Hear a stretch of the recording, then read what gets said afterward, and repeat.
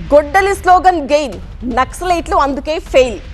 నేర చరిత్ర ఉన్న వ్యక్తి రాష్ట్రాన్ని పాలిస్తే ప్రజల పరిస్థితి ఎంత దారుణంగా ఉంటుందో వైసీపీ హయాంలో చూశామన్నారు ఏపీ సీఎం చంద్రబాబు. సైకో నినాదం కన్నా గొడ్డలి పార్టీ స్లోగన్ ప్రజల్లోకి బాగా వెళ్ళిందన్నారు చంద్రబాబు. గొడ్డలి పార్టీ నినాదాన్ని ప్రజల్లోకి మరింత బలంగా తీసుకువెళ్లాలని టీడీపీ నేతలకు పిలుపునిచ్చారు ముఖ్యమంత్రి. హైబ్రిడ్ మహానాడు గ్రాండ్ సక్సెస్ అయిందన్నారు ఆంధ్రప్రదేశ్ ముఖ్యమంత్రి చంద్రబాబు. 24 లక్షల మంది వర్చువల్ గా హాజరయ్యారన్నారు. మహానాడు విజయవంతం చేశారంటూ లోకేష్ పై ప్రశంసల వర్షం కురిపించారు. మహానాడు సక్సెస్ అవడంతో క్యాడర్ కూడా ఉత్సాహంతో ఉరకలేస్తోంది. మరోవైపు చిట్చాట్లు కీలక వ్యాఖ్యలు చేశారు చంద్రబాబు. తుపాకులతో రాజ్యాధికారం వస్తుందని మావోయిస్టులు భావించారన్నారు. కానీ అది తప్పని తేలిందన్నారు.